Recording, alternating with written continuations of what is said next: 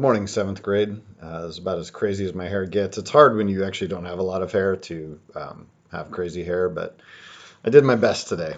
All right, I'm going to read to you a little bit from The Color of My Words.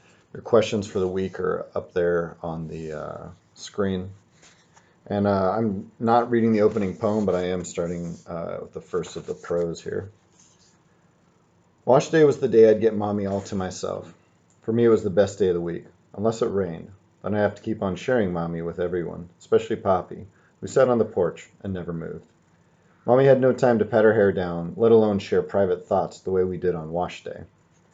At the river's edge, I'd tell mommy all the special things I'd thought about during the week. If I wrote a new poem, I would recite it to her while we dipped our hands into the cool water. It was just me and her and the river. No other hands, no other ears. Mommy was the only person who knew I wanted to write books when I grew up. I knew it was a strange thing to want to do, because we sure didn't know any writers around here. In fact, Papi told me that in the República Dominicana, only the president could write books. I think it's true. I went to the Libreria, and I saw a lot of books by President Balaguer.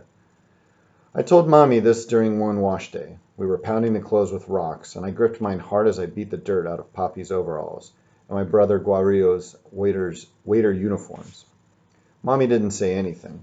She just kept turning her sheet over and over as she pounded away. Finally, she looked up and said, "Ana Rosa, there always has to be a first person to do something." I think Mommy was telling me that there was no reason why I couldn't try and be the first writer who wasn't president of our island. Either that or she was hinting that I should run for president, and then if I won, I could write what I wanted. Sometimes Mommy's words are a puzzle. I have to spin them around and around in my head as if I'm doing a mental merengue. Sooner or later I figure out the dance, but sometimes I wish she would just say what she means straight out. Poppy might sound as if he's talking in a puzzle, but I always know exactly what he means. Like when I asked him if I could have a notebook for just writing my poems in. He said, "Muchacha, your head is getting bigger than your hat." When I told Mommy this on her next wash day, she laughed, but I could tell the laugh was only in her throat and not in her heart. "Your papi says funny things sometimes, cariño," she said. "He's a dreamer." "A dreamer?" I asked. "How can you say that, Mommy? All Papi does is sit on the porch and drink rum." Mommy's hand shot out faster than a lizard under a rock. I felt the pain on my cheek before I realized what had happened. So I just want to read that opening to you. It obviously directly relates to the first question. I really love this book in terms of the relationships with the family.